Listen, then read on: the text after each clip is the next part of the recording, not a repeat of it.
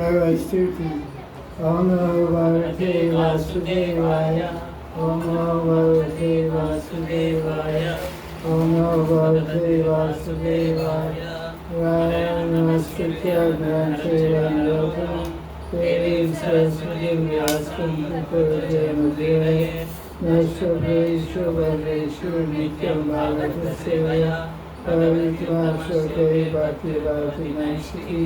Krishna Sudamo Bhagate Pranagana Saha Pranasya Vishamesha Pranakadhanasa Soyam Swami Shiva Ishte Sarvasamritakudasya Anyasya Krishna Priyamaya Tavisavasya Tavisavya Tavisavya Priyamaya Bhagavata Sri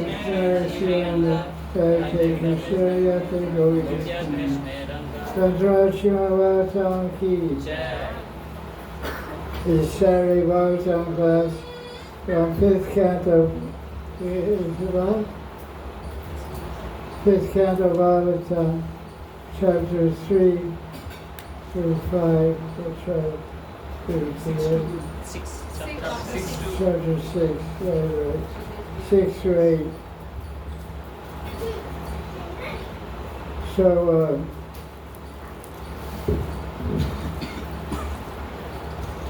this is about Rishabhadi's disappearance.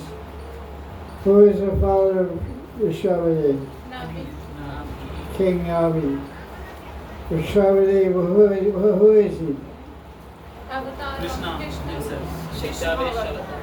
Shakti Avatar Vishnu. So this describes how he gives up his body. He has an outline of this chapter. We can read that. This chapter 6.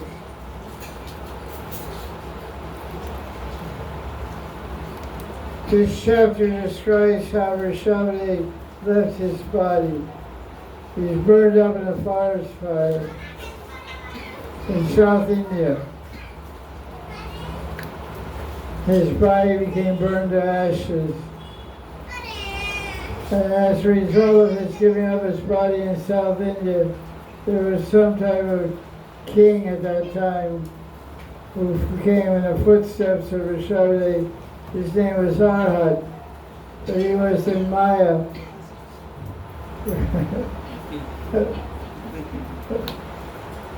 So he set forth principles of religion that aren't really Vedic, which he called the basic principles of Jainism.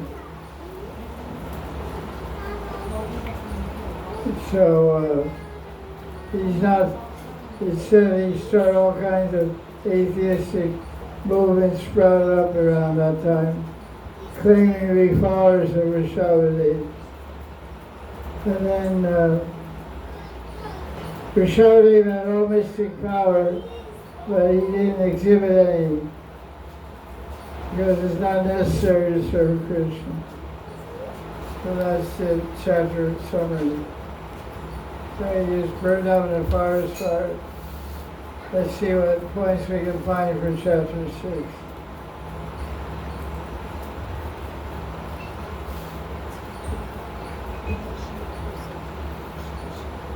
Okay, what's this word mean?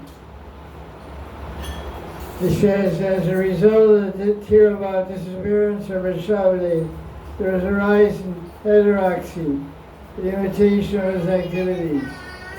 There's something called orthodoxy and heterodoxy. Heterodoxy. What's the difference? Orthodox is straight. Orthodox is straight, standard, traditional. That one. Hetero means a very deviation from the standard, a new invention, a new way. So the standard was Vedic standard theism, either Brahmasurja or Savashesh Brahman or Nirvishesh Brahman. Worship the Absolute as Brahman or worship the Absolute as Vishnu, as person. The personal conception and impersonal. So that's Orthodox. Orthodox Vedanta. Orthodox Veda. But heterodox is some concoction, some against the standard. So that's what happened as a result of Rashomani.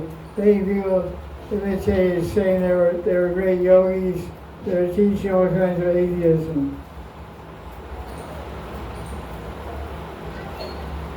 And so the beginning of the chapter, Shukadeva warns Pariksha Maharaj about trusting the mind.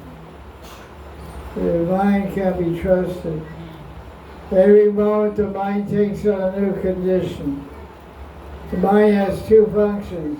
What are they called? Thank you. Sankalpa Vikalpa, which means accepting and rejecting. You accept your wife today, you reject her tomorrow. So an intelligent person never put their faith in the mind. What do intelligent persons put their faith in?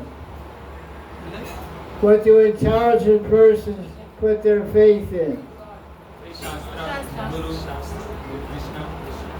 Guru Shastra Sadhu. Guru Shastra Sadhu is called Shastriya Shraddha, faith in Shastra, faith in the spiritual teaching. The mind sometimes is pure and sometimes impure. Sometimes one is your friend and tomorrow he kills you. Today's wife is tomorrow's murderer.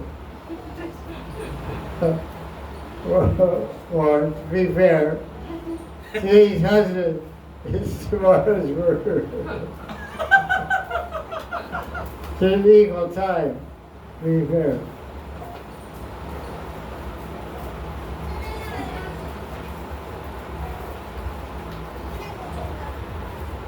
If a sadhaka becomes lazy, it has a fall down because of sudden appearance of lust and anger. This is the influence of a fickle mind. Although one trusts the mind, which has been purified by sense control, meditation, one should always be careful to discriminate at all times. Because even a great yogi, which trust in the mind may fall down to lust. And verse 7, page 85.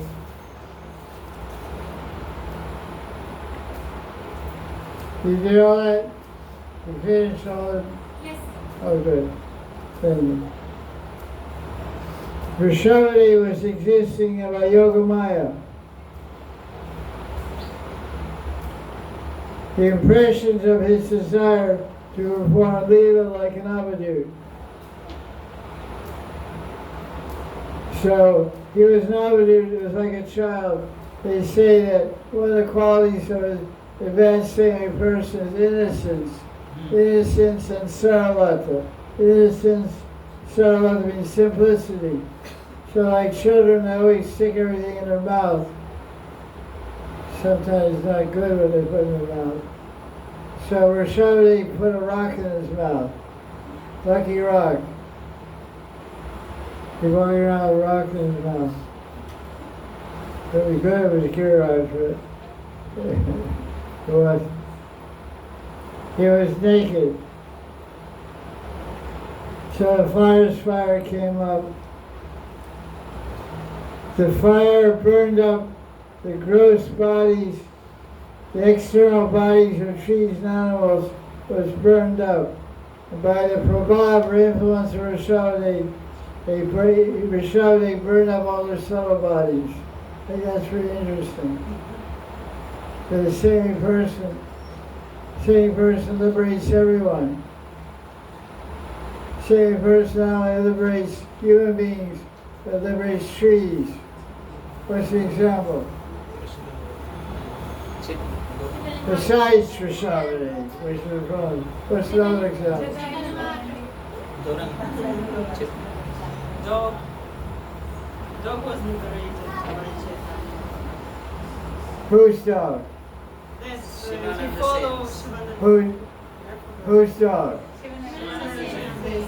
Shivananda Saint's doggy. Got liberated. Well, he got more than liberation. What he got? Prema, Sarukuni. You didn't hear my Chaitanya Church read the class. Yeah, chanting. He starts- Dog gets a Siddhaya. That's the title of the class. Because it says in Attilya or whatever, I think Attilya, he was with the Sankirtan party. And they went ahead of it because he couldn't wait, they were too slow. They were walking too slow. So he ran ahead to Puri.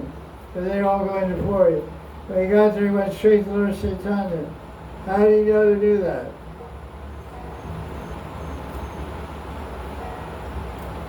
Because he was back the dog. He just disappeared and they saw He couldn't go anywhere in Puri. Why he went to Lord Chaitanya? Because the Gaudiya Vaishnava dog. Bengali. So he went there and Lord Chaitanya gave him what?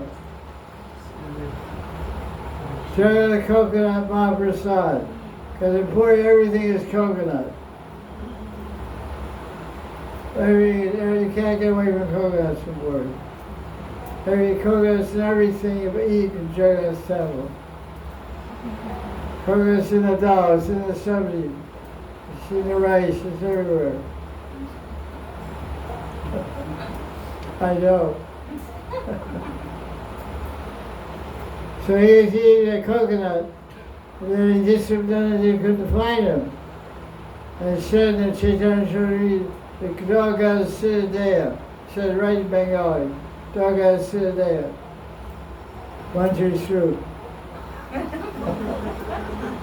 They say what you said there. So that's pretty interesting. So Rashamani burned up all the subtle bodies of the trees and deer and lions. So what does subtle body give you? Future bodies.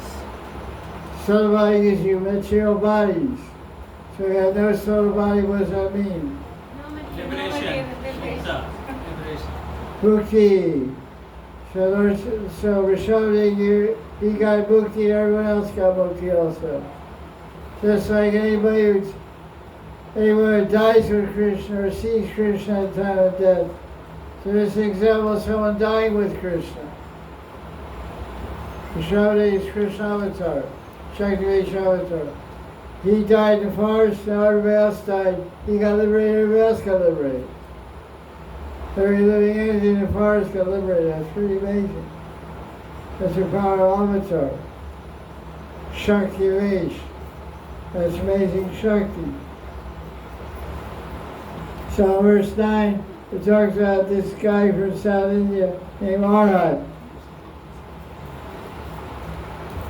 He was imitating Rishabde's activities, but he was a dharmic. Bad karma, because of bad karma in Kali Yuga, Maharaj became bewildered. And he was in all kinds of adharmic activities, criticizing Brahmins, criticizing Vedas, stopping yajnas, doing violence to the body, keeping the body unclean, not bathing, not doing ashram, all kinds of tamasic activities, tamagun in the name of Dharma. And they all fall down to hell. Tamasiande Swam. Tamasiande Swam. Tishyanti. They go to hell. Wow, what's up?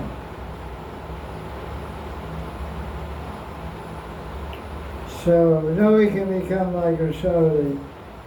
Because Rishabdev had a son, what was his son's name?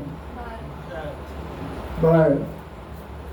So Bharat, the name of India, got named after Rishabdev's son Bharat. Bharat is called what? What kind of bhumi is it? What kind of bhumi is Bharat? Dharma Bhumi. Dharma bhumi, thank you. Indians are really smart. That's Italian Indian. Italian, that's what I said, Italian Indian. It's Punya Bhumi. And what is Russia called? Papa Bhumi.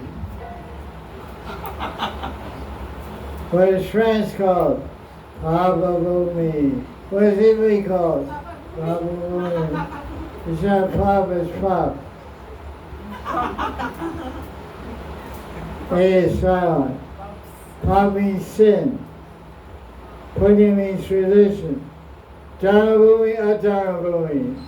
But it's called Punya Bhumi and Papa Bhumi. Bhoga Bhumi.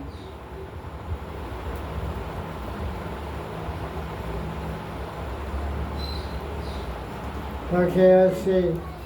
Okay, look at verse number 19. Read the Sanskrit, please.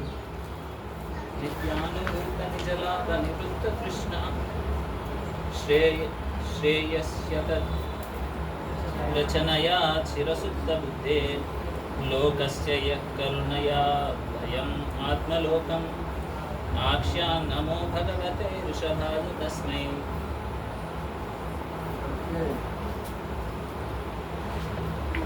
I offer respects to Rishabhadev, who is Bhagavan, who gave up all material thirst because of experiencing the bliss of his Swarup. He taught by his great mercy how to attain Vaikuntha, which removes all fear from people whose intelligence has been long unaware of the highest goal, since they have been involved in Maya. So, BBC has a nice commentary on that.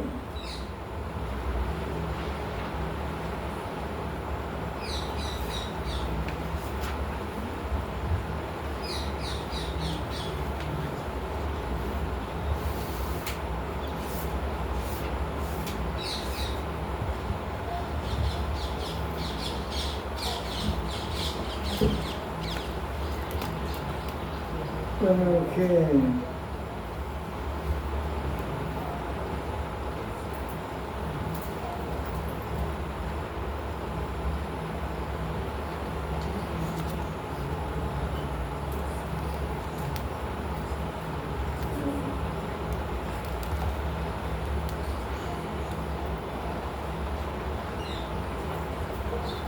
Here's a translation and commentary of verse 19. Chapter 6 by Srila Prabhupada. Bhagavan Rishabhadev was fully aware of his true identity. Therefore he was self-sufficient. There was no need for him to aspire for success because he was already God.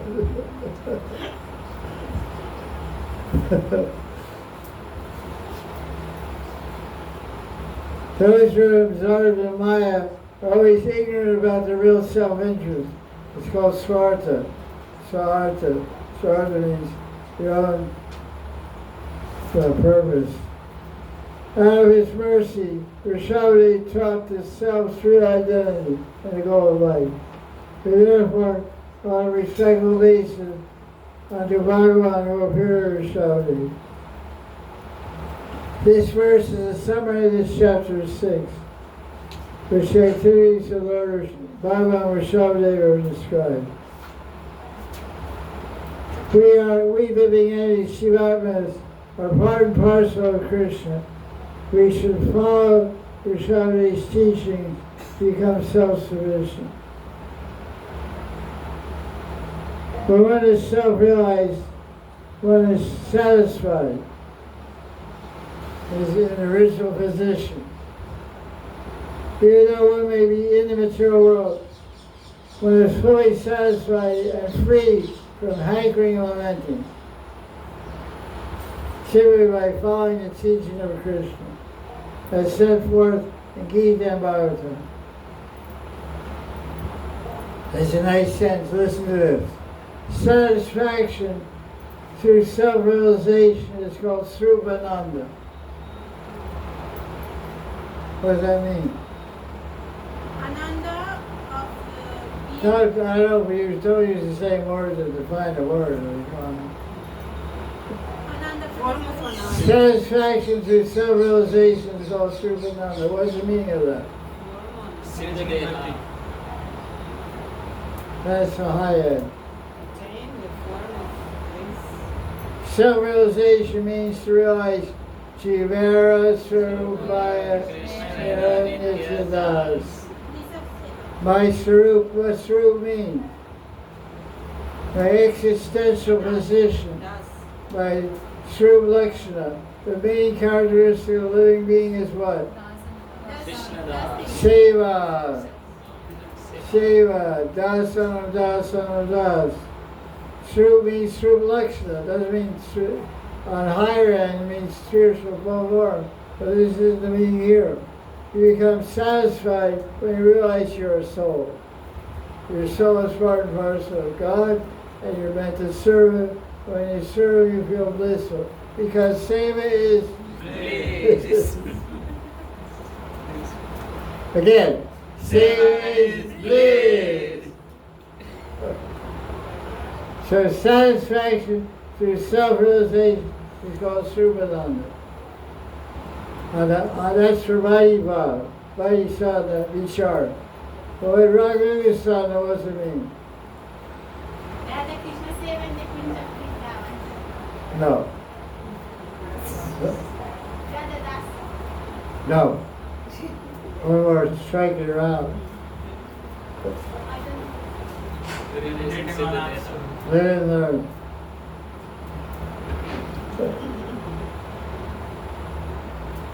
There's satisfaction just knowing that you're a part of God, and your basic characteristic of your eternal identity is to be a servant.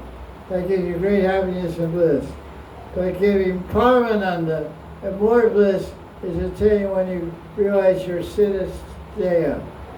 When the Guru reveals your Siddhadeha, then your service in your mind, in your Siddhadeha, then you really feel unlimited bliss.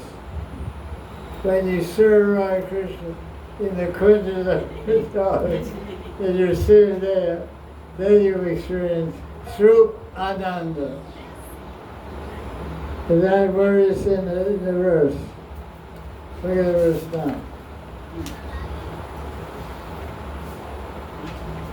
That word is not in the verse. That's why the verse. Nityana Buddha Nita Lama Nivrita Krishna. Shuddha Buddha, Lokasya Karanabhayam, Atma Lokam, Akyan, Namo Bhagavate Rusha. Nice verse. Nice verse. Okay, new chapter. Chapter 7. Take me to heaven. The activities of King Bharat. Who's the father of Bharat? Rishabhadeva. Was Bharat an avatar of Vishnu? He is devotee. What? He is a bhakta devotee. He is not. He's a Maya. He's a Bhakta. Bharat Maharaj performed yajnas and satisfied Vishnu by worship. He left home, went to Hardwar, and passed his days in TM. No. TM is Transcendental Meditation. He passed his time in Bhakti. And when he was king, everyone was very happy and successful in the kingdom. Bharat Maharaj learned about devotion from Narada Muni. And he followed the footsteps of the sages. He always kept Vasudeva in his heart. He became very highly advanced spiritually was experiencing sattvic bhavas like crying and trembling, symptoms of bhava. Bye. Dun, dun, dun, dun. He got attached to a deer. That's the next chapter. Let's see what's high points in this chapter. Chapter 7. Okay.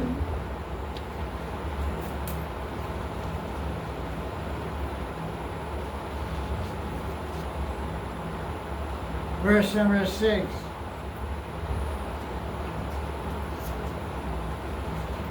So the question we ask, well, here is a bhakta who is performing bhakti yoga. Why is he doing so many yogas? Why is he doing so many yogas and sacrifices? For the benefit of people. What do you For the say? benefit of people. Yeah, that's one answer, that's true. What does yoga mean? For increasing sacrifice. Yogas are generally performed to satisfy devatas. Surya, Indra, Varuna, Durga, Shiva, Ganapati, Panchapasana. Panchapasana means what? Worshipping 5 devatas. What's the first one? Vishnu Upasana, Shiva Upasana, Devi Upasana, Surya Upasana, Ganapati Upasana, Ganesh Upasana.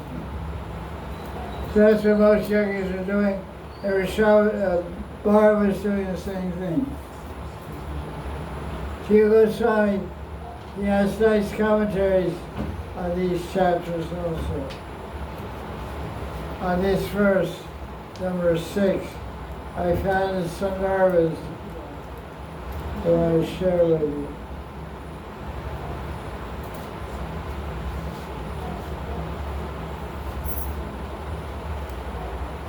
Right, books here. So you go over there. Okay.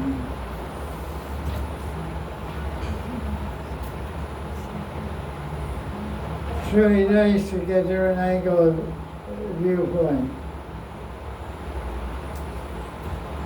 This is Bhakti Sandarbha number 2. The Bard is a famous personality.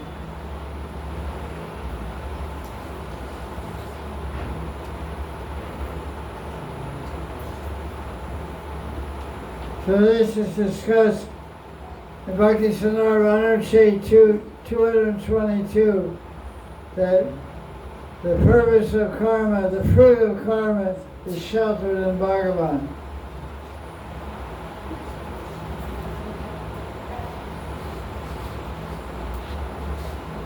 So,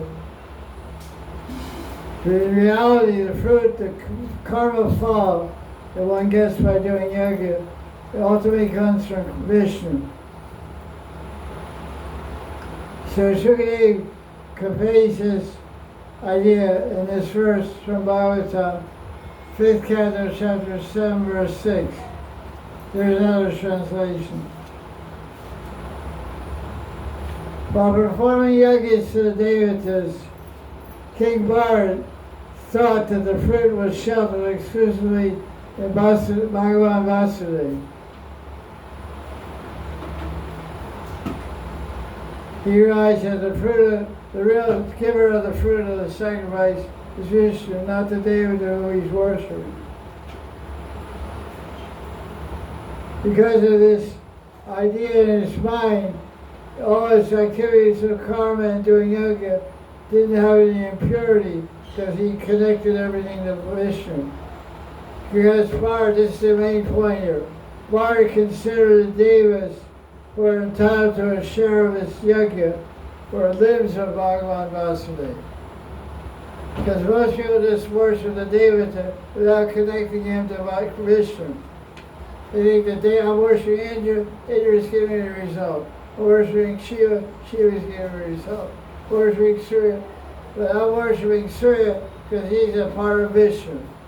But the real results come from Vishnu. That was the Vishnu and Bob a bard, because he's a devotee. This higher synthesis, higher idea. Sridhar Swami comments. When yajnas are performed, Bard considered the fruit was coming directly from Bhagavan Vasudeva. He regarded the devas who were entitled to a share of the yajna as parts of the body of Vasudeva. So when he had the idea, I'm not really worshipping Surya, I'm worshipping the eyes of Vishnu. The eyes of Vishnu are sun and moon. Now worshipping Indra. Indra represents Kshatriya. Kshatriya's arms. I'm worshipping the arms of Vishnu. Like that. Show respect, he meditated the sun god as the eyes of Bhagavan, and other gods in a corresponding manner. He did not consider them independent of Bhagavan. What offense is that in the holy name? Second offense. Very good. To what? Consider deities like Shiva to be independent or Independent of Lord Vishnu. be independent or of Bhagavan Vishnu. There's more on this also.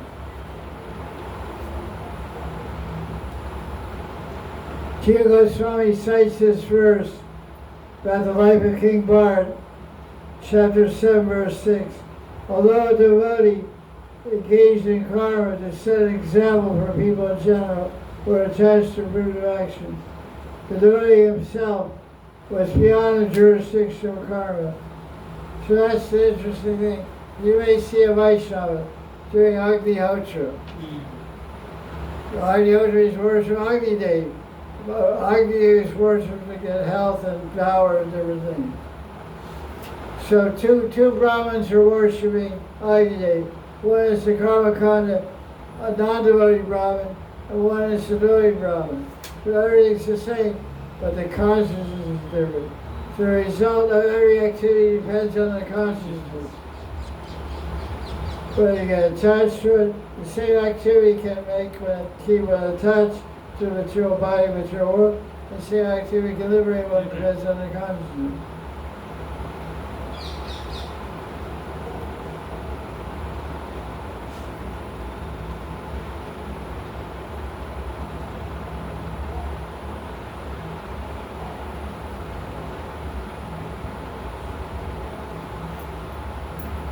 Bard considered the cause of the result of yoga to be Krishna alone.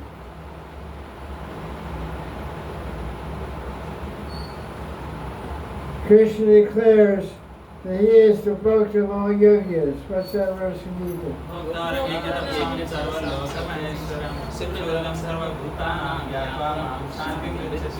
Fifth chapter Gita, verse 29.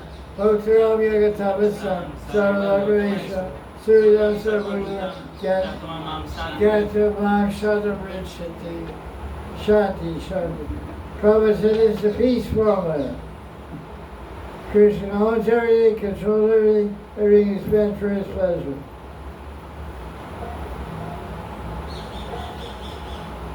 Krishna is the beneficiary, he's also the karta, the doer.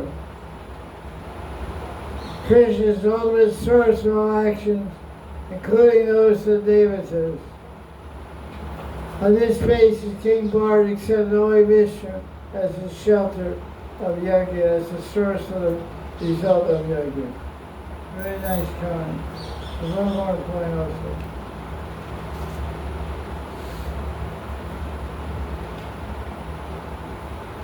Normally, people perform karma to fulfill some material desire.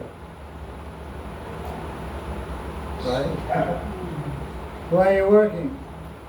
Money. However, if karma is performed for the satisfaction of Bhagavan, it will lead to Srut Siddha Bhakti. Jiva Goswami. To demonstrate this, Jiva Goswami cites the example of King Bharat, 5th Canto, chapter 7, verse 6. Bharat performed many yajnas which are part of karma path, but he only did these for the satisfaction of Bhagavan. The outcome was that Bharata's heart became completely pure and true Siddha Bhakti manifested therein. A very interesting trick. He's doing, it's not any kind of bhakti. It's not Sangha Siddha Bhakti. Yoga doesn't fit in there. It's not even a little bhakti. But because of his consciousness, he turned it into bhakti. Just like the example of Maharaj and so was Canto. Right, because we gave him poison. It is nice orange juice. And 50% orange juice, 50% cyanide. Cyanide, enough cyanide to kill 1,000 men. So, Maharaj, oh, sorry, she is. Drank it 7 up. He drank the orange juice. And he became prasad. His consciousness turned poison into nectar. So the consciousness, he turned non-bhakti activity not only into bhakti, but through Siddha Bhakti. What does through Siddha Bhakti mean?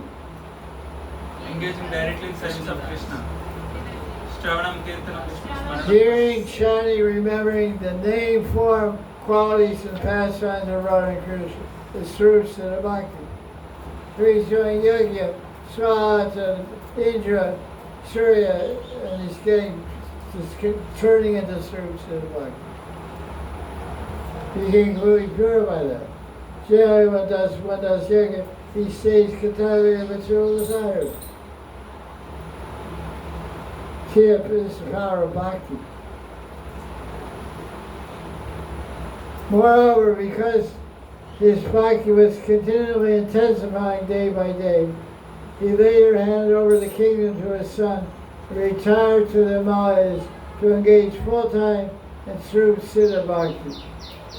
This is what Krishna means when he says, kings such as Janaka attain perfection by karma alone. Gita 3:20. Janaka.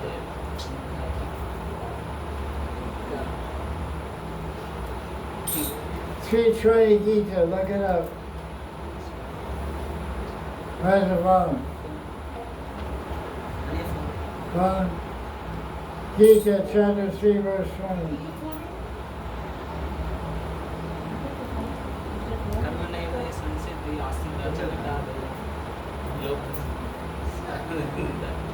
So, keep going.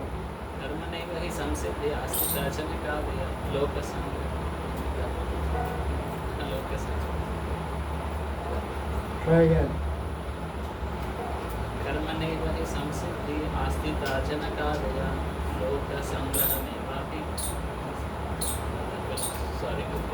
Sampasyan.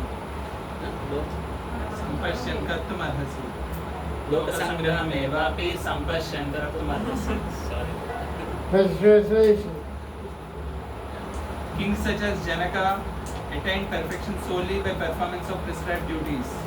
Therefore, just for the sake of educating the people in general, you should perform your work. Yeah.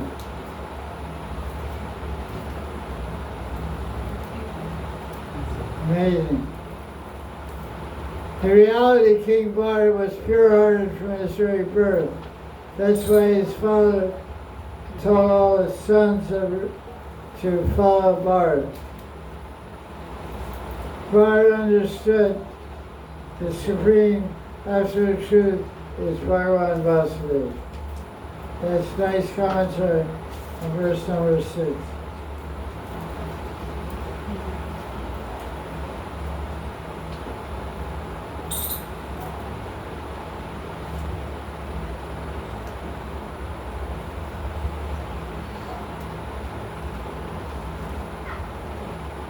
In the commentary of Vishnu, page 96, it says, Bharat thought of Vasudeva Krishna the enjoyer of the results of sacrifice, Yoga Purush, and Vasudeva is controller of all devatas, or the goals of the mantras which reveal the devatas. Worshipping each devata independently would destroy the ananya aspect of bhakti. Worshipping them as limbs of Vasudeva does not destroy his ananya bhakti. In other words, his bhakti didn't get divided, some for Vasudeva, some for Deva. His bhakti never deviated or broke away from Vasudeva, even though he was showing bhakti or devotion to Devata. Verse number 8. Bharata lived for a long time, had been ruling for 100 million years. He thought that was enough.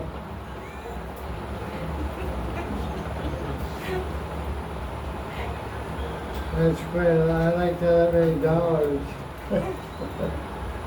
Long life. $1 for every year.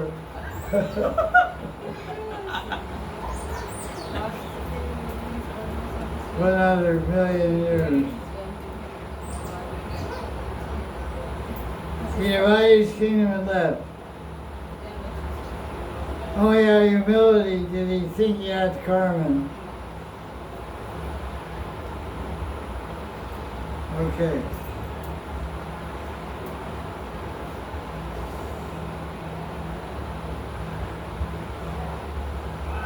So where did he go? Where did Bharat go in the Himalayas? Gandaki Nadi, Shaligram. He went to Nepal, the Gandaki Nadi, the river Gandaki, and Shaligram Gram, the place of the Shaligram Shilas. Verse number 9 says, Vishnu is visible now in the form desired by devotees. So different Shilas are seen as different avatars worshipped by devotees. It says that a devotee can see any form of Vishnu in any Shila. I once asked Andradas at 3,000 Shalagram Shilas. I said, who are all these guys?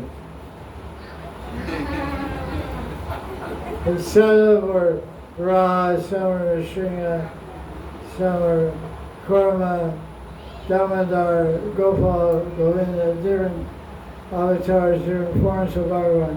He said they're all Shamasundar. And I see them all as Shamasundar. So that's pretty cool. So he went there.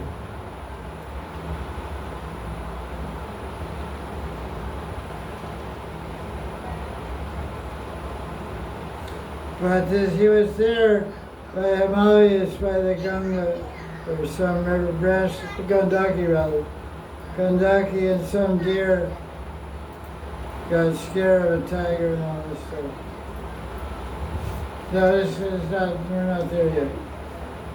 This is verse number 12.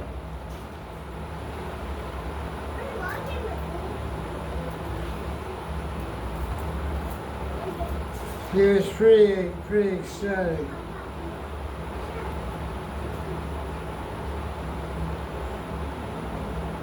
He had bliss. He was immersed in the lake of his heart.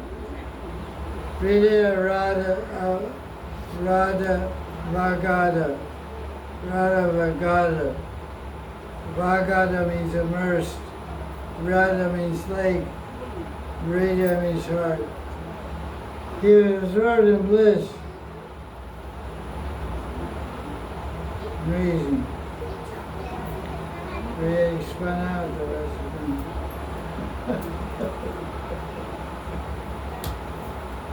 That's the sad part. He's very advanced devotee. But he had affection. There was commentary by the Sandara. Take a look at that. Verse number 12.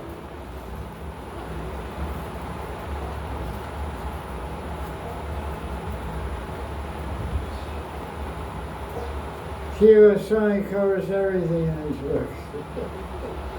So it's all about the Bhagavatam.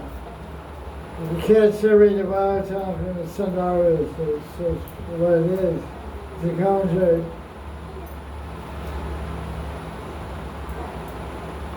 A very nice explanation of Bharat by Srimad Bhagavatam on analyses number 158, Bodhisattva number 1.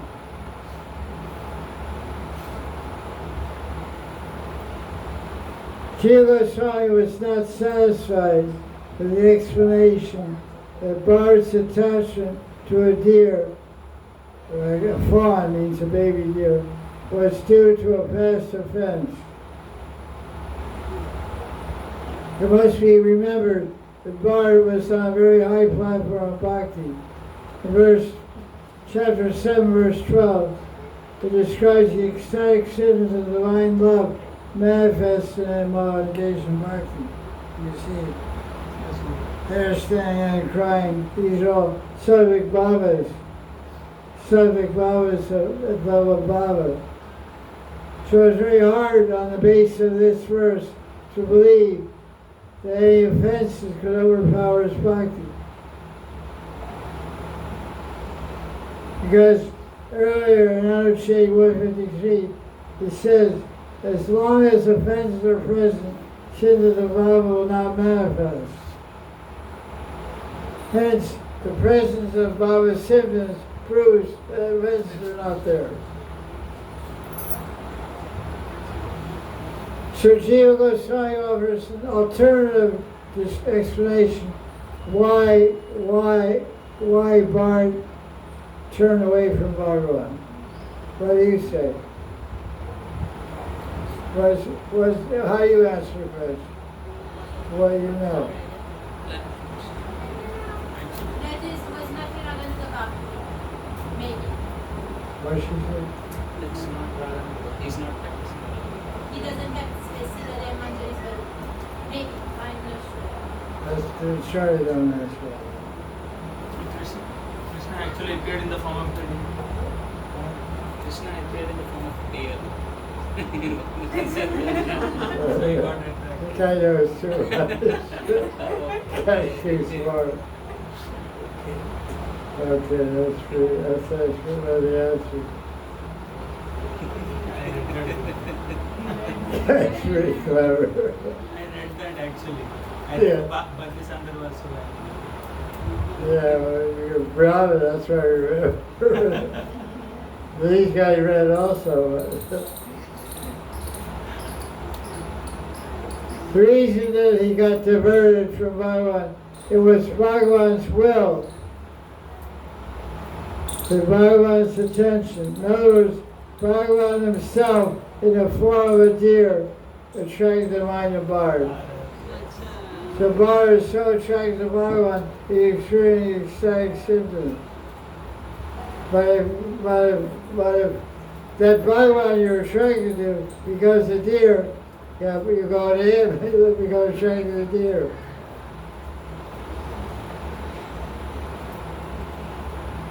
So it's Krishna himself who became a deer to attract Bharat. Who other than Bhagavan, in some other form, could attract his mind from Bhagavan? Who attracted Shiva? Mahanidhi, Krishna. Who is that? Krishna. It's Krishna. It's the form of Krishna. So Shiva didn't really fall down. Yes. Because she was a Krishna Bhakta to begin with, Sankarshan Bhakta. So Sankarshan became Sankarsani. Sankarshan became female, Sankarsani, whose name was Rohini.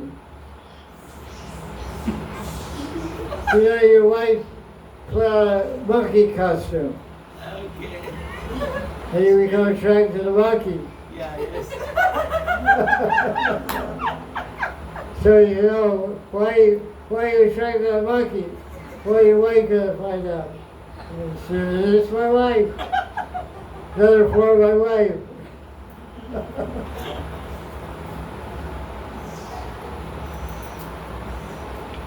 So a devotee's mind is always attracted to Krishna, even if Krishna is another form. This is also proven in the story of Brahma stealing the calves and coward boyfriends of Krishna. At that time, Krishna himself became the calves and the coward boys, and the mothers of the cows became more attracted to those calves than the newborn babies, and the mothers of the coward boys became more attracted to Krishna coward boy than their own coward boy. And Balaram was amazed by all this. He was older. So why did Bhagavan make Bharat become attracted to deer? To teach us. To increase Bharat's longing for him. Longing, hankering, yearning.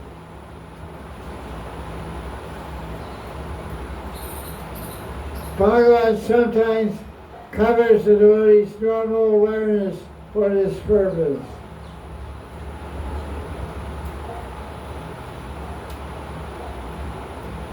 Narada Muni was at the stage of Bhava.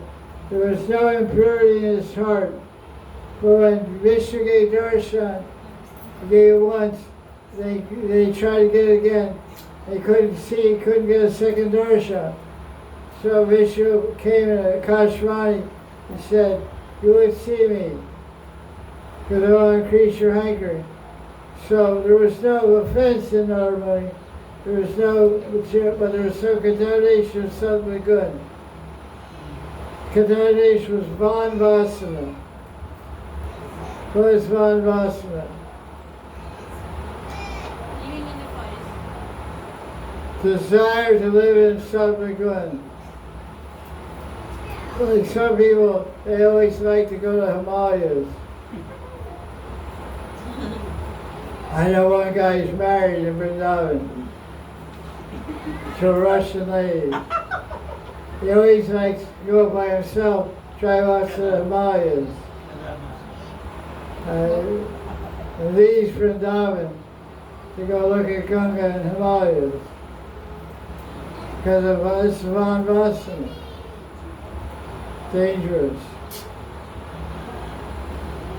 Anyway, so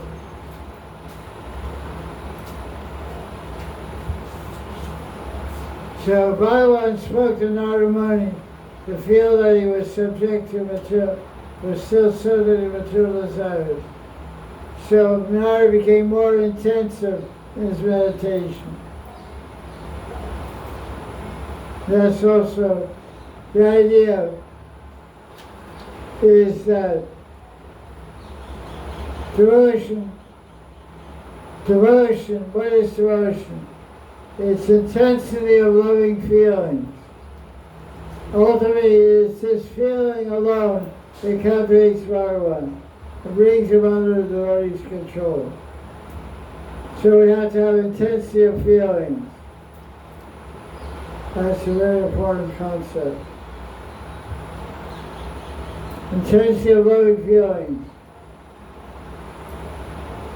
Krishna revealed this principle to the gopis in Rasa chapter, verse 32, verse 20. Nam tu sakhya bhajato pi, jantam bhajam yamisham anariti ritiye, yatadano labda dane vinashte, Tachintayanyan Nibrito Avedo. O Sakhis, I don't immediately reciprocate with love of those who love me. You love me, but I don't love you.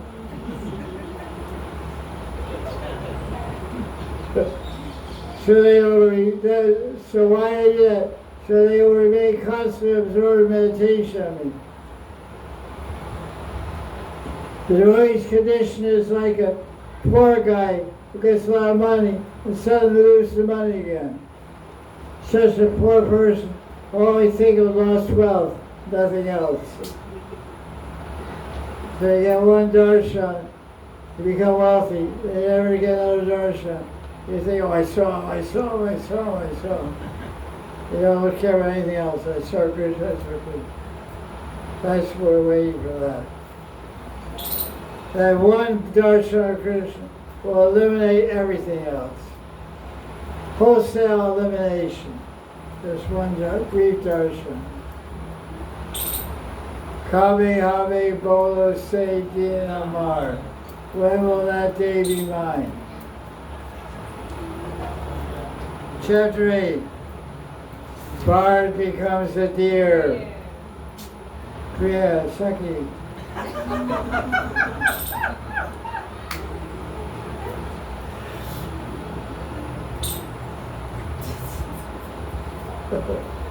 Let's look at chapter 7. Watch out. Don't become a deer. Don't become deer.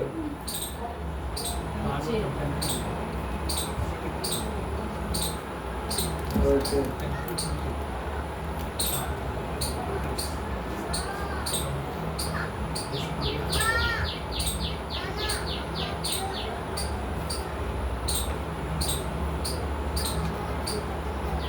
Chapter summary, chapter 8.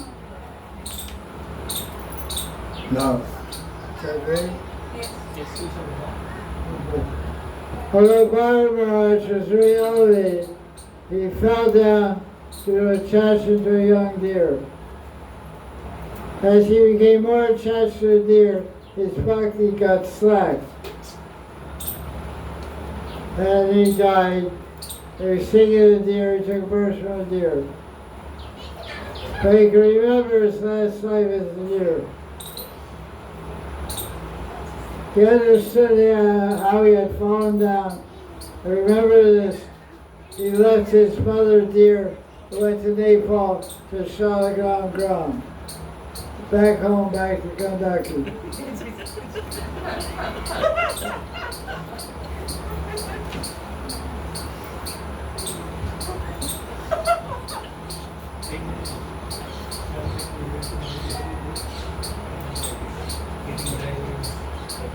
Krishna's commentary, verse 1. Krishna showed his affection for Bharat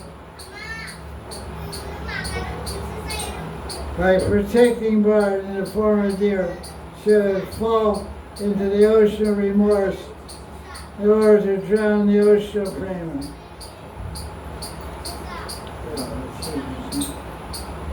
So to go up, so to go forward, sometimes you have to take one step backwards. Think of that. Because he was at Baba, Baba was at Baba. But he had to get the prema. But to get the prema, he had to step back, become a deer. So it was a Baba deer.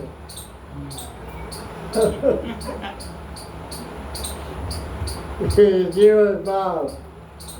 And then he remembered, oh, I was a human being. I was shank, not a stupid deer. I want Krishna, I want Krishna, I want Krishna. Then he became that remorse, that lamentation about losing his human life, becoming a deer. He got entered the ocean of prema. Got liberated. So the deer was pregnant, heard a tiger, and jumped across the river and had an abortion. And the deer baby fell. Bard picked up, took care of it.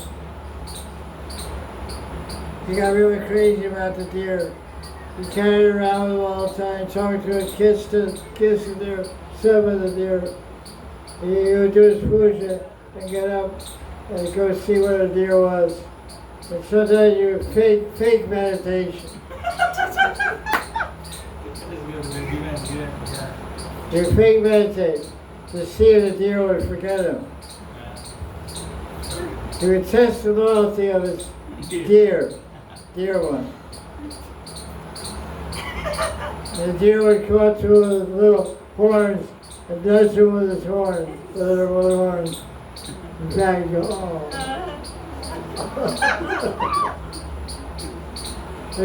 The horns of the deer would feel like drops of water.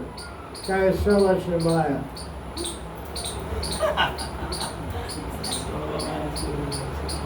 He was really admired, man. He was going crazy over the deer. For laughing with, you know. And it was Krishna, so how could he, like, how he could avoid it? It was this Chaitya Bheda temple.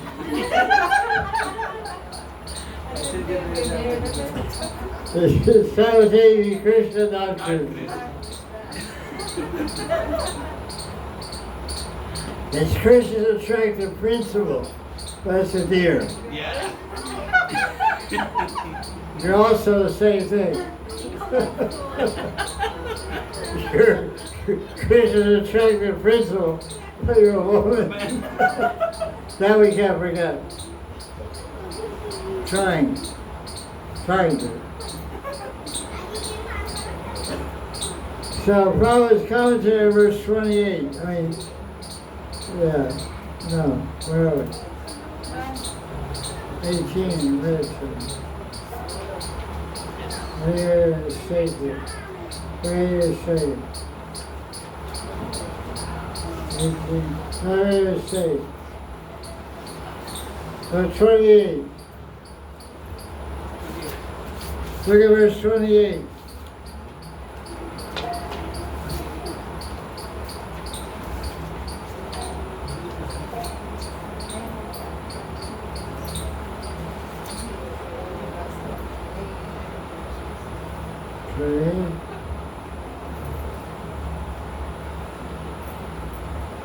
Let's look at verse 26 first. See the sound. 6.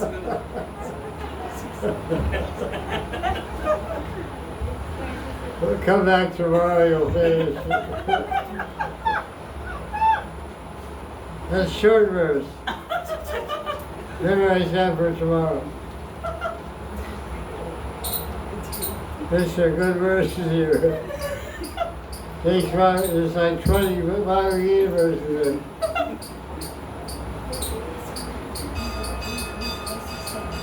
Look at Vishnu's commentary in verse 26.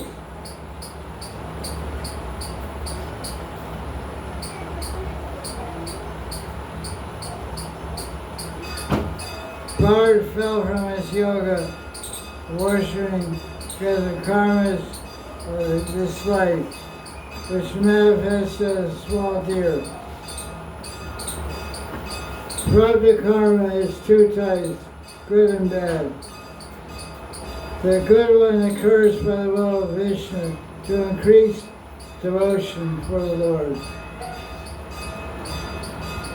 This is accepted favorably. Being similar to Prabhupada karma, that which creates more intense bhakti in the future takes place in those who already possess bhava. The second type of Prabhupada karma is actions of previous lives which are manifest as being absorbed in Maya. Even though bhakti does not have great obstacles, he fell through an abortion of Krishna by the will of Krishna. Bharat's fall was arranged by Krishna for the purpose of increasing his longing for bhakti, after taking the birth of a deer and taking a new birth as a Brahmin. There's a nice commentary on this verse in Bhakti Samarva. We can look at that.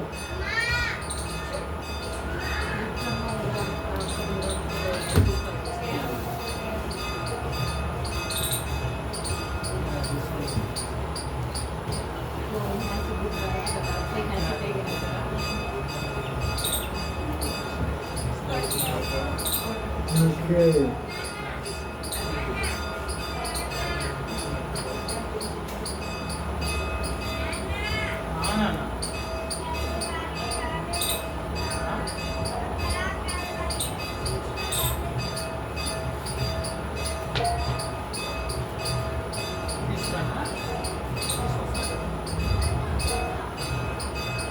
So this verse in the Bhagavatam, 5th Canto, chapter 8, about Bard becoming a deer, verse 26, describes about becoming absorbed in objects unrelated to bhakti.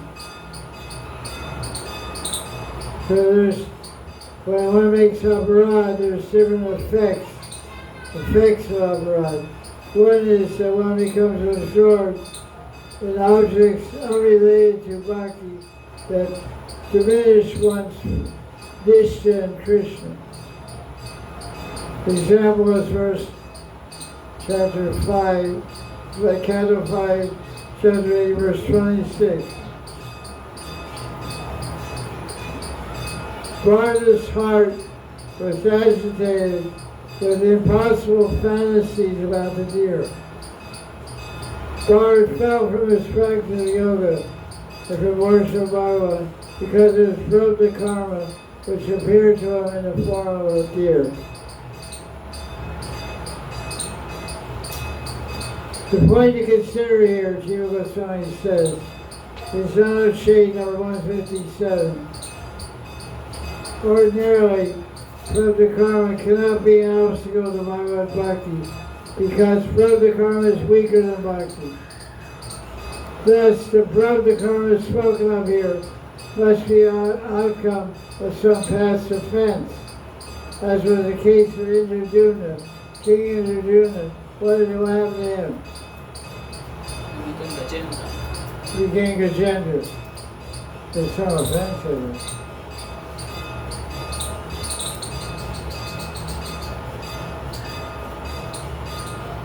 Jiva Goswami, by way of example, how an offense can lead to an absorption in objects other than Bhagavan and cause one to give up the practice of bhakti. Maharaj is an example of that. He was a great king and devotee. He renounced his kingdom as a young man, went to Himalayas to engage in bhakti. While living on the bank of the Gandaki, he was fully absorbed in worship of Salagra and meditating on Bhagavan. One day he went to bathe in the river. He saw a pregnant doe drinking water. The lion roared. The doe became frightened and jumped and processed out a miscarriage. And her baby fell into the river. And then the deer died. So Bard took care of the deer. Became totally absorbed in thoughts of the deer.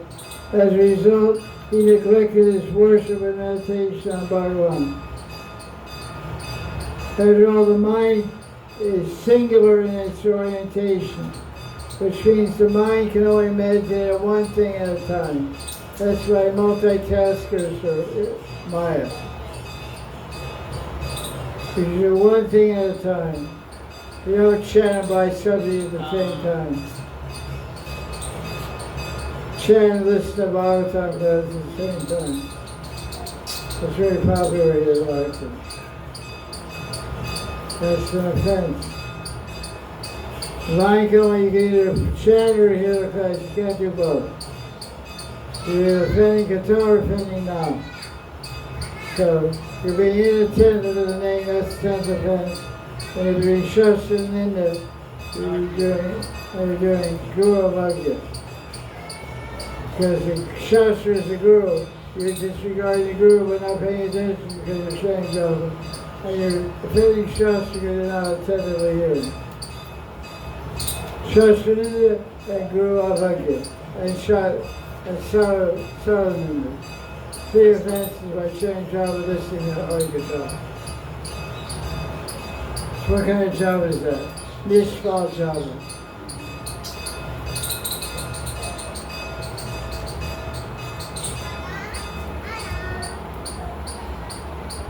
One cannot be attached to the world and Bhagavan at the same time. What happened to Bharat Maharaj was the outcome of some past offense. This offense impeded his bhakti, and the king became fully absorbed in the deer. The same example was found in the history of King Indraduna. He offended the king. He offended the sage Agastya. As a result, he was born as an elephant. Becoming identified with the elephant body, he forgot about his bhakti, became absorbed in Maya. The message is that a devotee loses interest in bhakti, becomes attracted to material objects, material relations, power, position. It is to be known for sure that it's now covers some past or present offense, or both. So someone may raise a doubt in this regard. What is Bharat's fault in caring for a deer? Isn't it proper as a Vaishnava to show compassion to a drowning baby deer? The answer is, the act of saving and taking care of baby deer was not wrong. What was his mistake? He neglected his devotional service.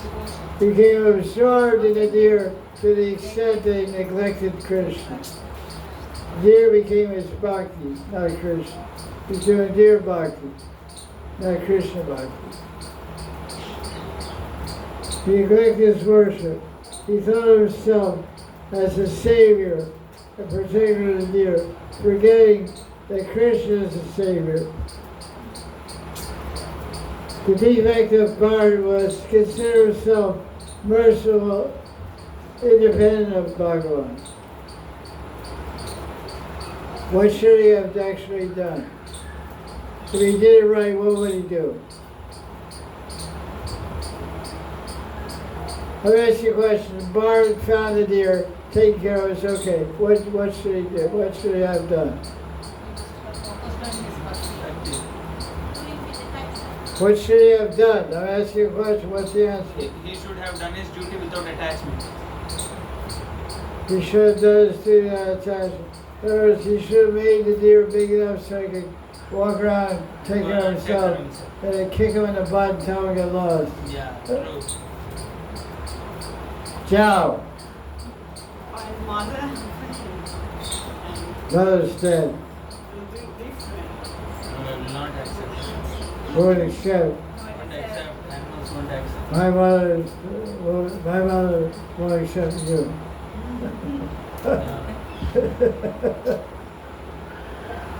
Well, the mother only takes his own kind. Strange, there's no adoption program in Animal Kingdom.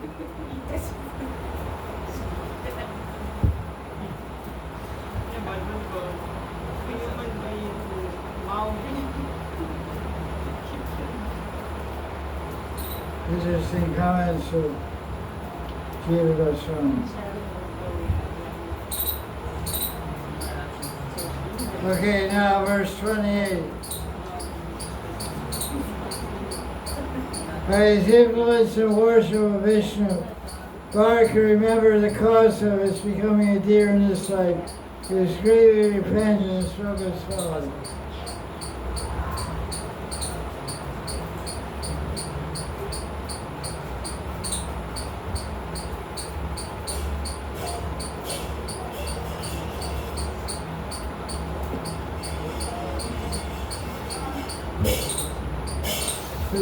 Book juggling.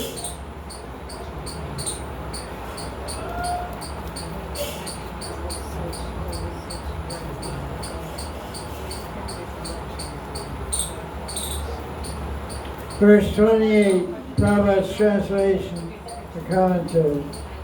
Although in the body of a deer, Bharat, due to his good bhakti in last life, to understand the cause of his birth as a deer. Considering his past and present life, he constantly repented his activities. You can imagine there's dogs walking around here in Radhika that were Babaji's in her last life. not a joke. Yes, Guru. So how much love and compassion we should have for them. Somehow they got attached to some woman or some problem. They took word of the dog. The most of the dogs here in Rockland are female. Male. Females are less. There's 20 male dogs, there's 1 female. So they were really brahmacharis, good brahmacharis. But so they became brahmachari dogs. But they had some fall down somewhere along the line. So, so Brishvasis really get it purifying. They throw stones out and hit them and take them. And that's their job, to purify the people. Purify to increase the repentance of the animal species. We shouldn't be like that. Increase their suffering so they cry out to Krishna more. Prabhupada's commentary is very nice on verse 28. This is a special concession for a devotee. Even if a devotee takes a body of non-human, by the grace of Krishna, one can still advance in bhakti by remembering one's past life. It's not easy for one to remember past life, but a bard could remember his past activities due to his bhakti in previous life. So imagine the dog was a good devotee in his last life. So he'd walk around here as a dog, he's remembering, I was a Babaji in this temple. My room is in this temple. So he goes to that temple, outside that room. When I lived in Vrindavan, I would visit different sadhus, different ashrams around Vrindavan. And they said, we believe in our sadhu samaj, that dogs that come and live in the ashram, to literally stay around the ashram, were formerly Babajis in the ashram last life. So we treat them with the utmost regard. We give them water, food, give them some blanket, the winter and stuff. They consider them like God brothers. That is actually true. You're attached to Vrindavan, and you're a devotee, and you're coming out, where are you going to live the next life? Vrindavan. Near who? Same place. Near devotees. So you're the same ashram.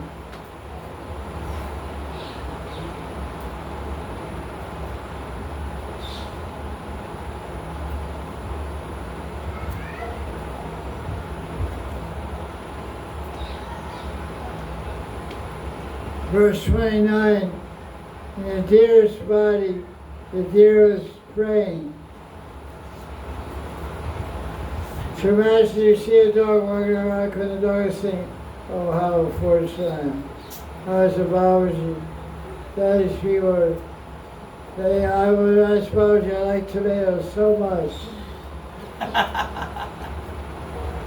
I used to eat raw tomatoes all the time. I didn't have much money. So I'd go to the Sunday market and beg to give me some tomatoes. Then I'd go to some Brishvasi Brahman's house, do a vodka and get some rotis.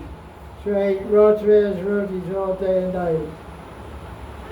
When I was a dog, I was so crazy about tomatoes. I have fallen from bhakti into a miserable condition. I was intelligent. I renounced all material association. I lived alone in the forest. My mind was completely absorbed in meditating on Bhagavan Vasudeva, hearing and chanting, remembering, worshiping. When my mind became foolishly absorbed, a young deer and fell down.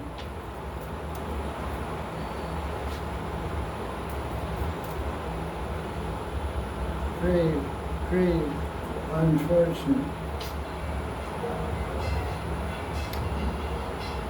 So verse 31, wading Gandaki River,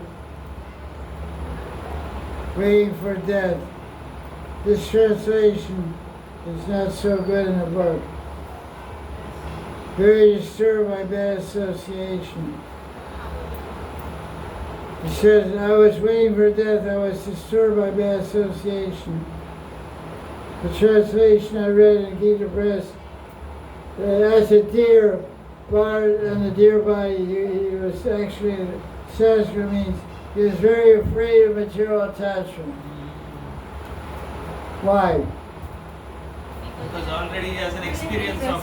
Exactly, because as a sage bard Maharaj, he got attached to a deer, and now he's a deer. So he's very afraid of getting attached materially again. So he meditated in Paramatma. He said he bathed in the water, calculated how to end the cause. So I read the commentary on this verse 31. It said artichoke. It says Mriga Shariram Tirtodaka Klinam. Let me see you.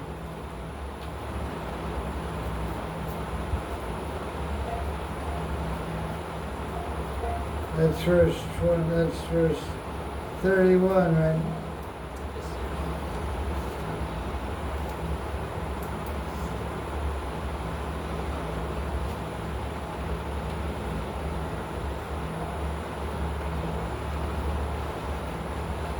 Odika means river. Tirtha Odika Klinam, bathing in the water of the holy place. I read Gita Press, additional Bhagavatam, but he wasn't bathing in the holy place because Maharaj was like a yogi before. He saw those samskaras for yoga as a deer. So he did was artichoke. It's a way of giving up your body. It's a footnote in Gita Press. It's called artichoke. Arta means half. So you go into a sacred river and stand up to your way, up to your chest in the sacred river and die. Jal Samadhi is something else. Jal Samadhi is Dera Babaji, Jal Samadhi. After he left his body, they threw his body, they say, in the, I don't know, in the Yamuna. But I think they just, after the Yamuna came out and, Tavaloka or something. Who knows, where, what? He went to Yamuna, he didn't, you didn't go to Yamuna, turtles eat your body. But he, the yogi, he submerged in the Yamuna and came up with Tavaloka somewhere. Who knows? They must be known. But this particular Bard Maharaj said, so the deer entered the Kentucky River up to its neck and died there. Interesting, he was born and died in the same river. And his mother jumped across the river and a tiger roared, and she dropped the kid in the river. It's different. That deer is different deer. No, she was born now. What are you saying? He's saying the deer is different, the fawn is different. It is not, Bharat Maharaj took care of another deer. Now Oh Bharat yeah, Maharaj yeah. Yes, sorry. It's far much. The deer he took care of was part of the river. And when he became a deer, he died in the river. You're right, you're quite right, thank you. Yeah. I got a little side step up there. So that was an interesting idea. So we have some commentary by the Sundara, verse 31.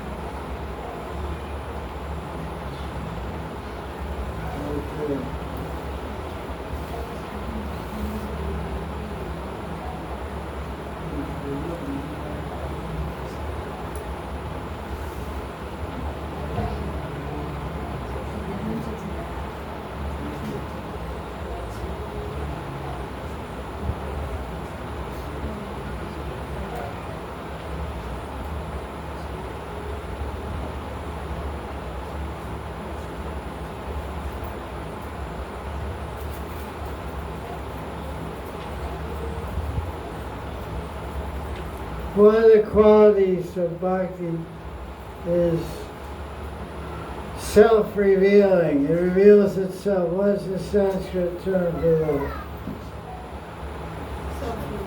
Swayam Self-revealing. Prakash. Thank you. Swaprakash. Prakash means revelation. Prakash light bulbs. Illumination. Revelation. Swaprakash. Swayam Prakash.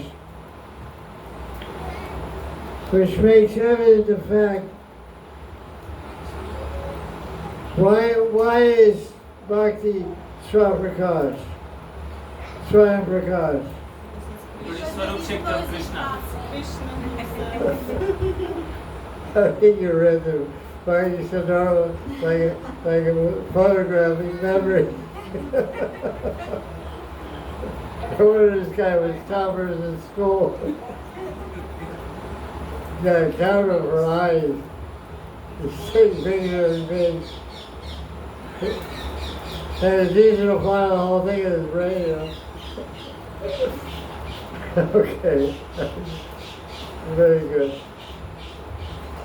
Because Bhakti is true Shakti. What's true Shakti?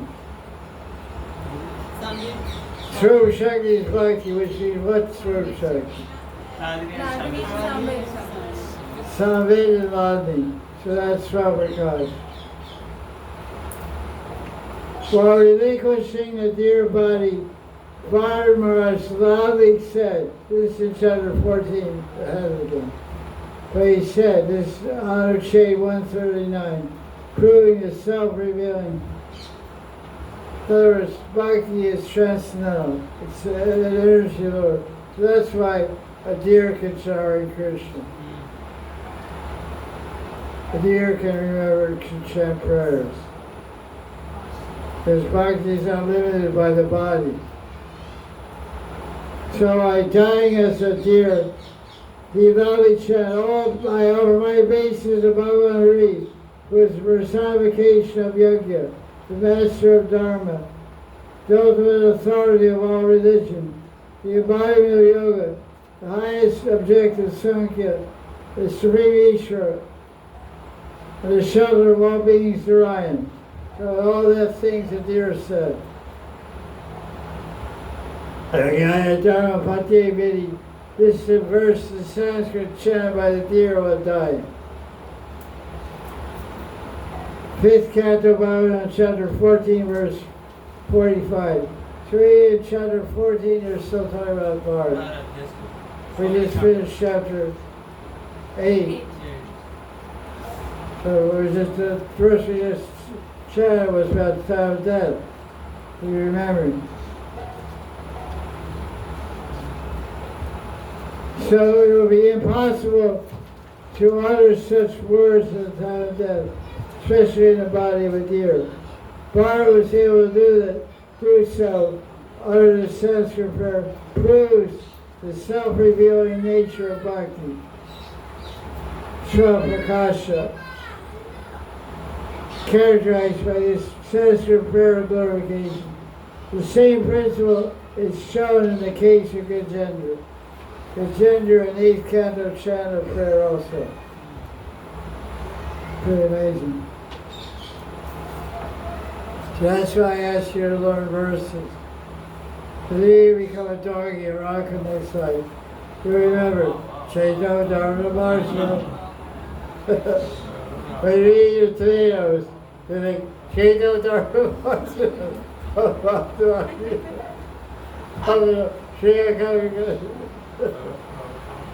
So otherwise you'll be a don't chant verses on a doggy.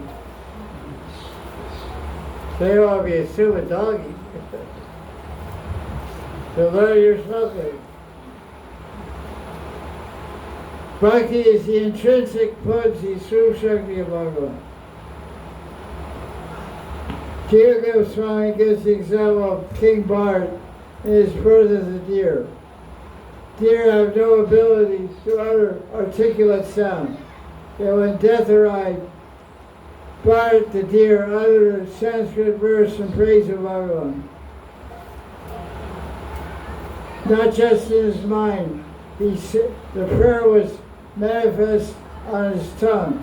Although the tongue of a deer doesn't have the ability to chant Sanskrit slokas, the deer chants Sanskrit slokas.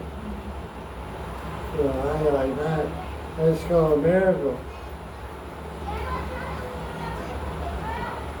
Guru Goswami confirms that Krishna's divine name cannot be grasped by material senses. This signifies the holy name because manifest on its own will, not by any power of senses. What is that verse? Sayamukhe jivana swayam eva swayam prakash swayam eva swayam sporti, self-disclosed on his tongue. So now you will have Swayam Prakash experience of Mahaprasad. Jai Shri Ram. Jai Jai Shri Ram. So next week, read chapter 9, 10, 11. Srimad Bhagavatam ki. Jai. Gurudev ki jai.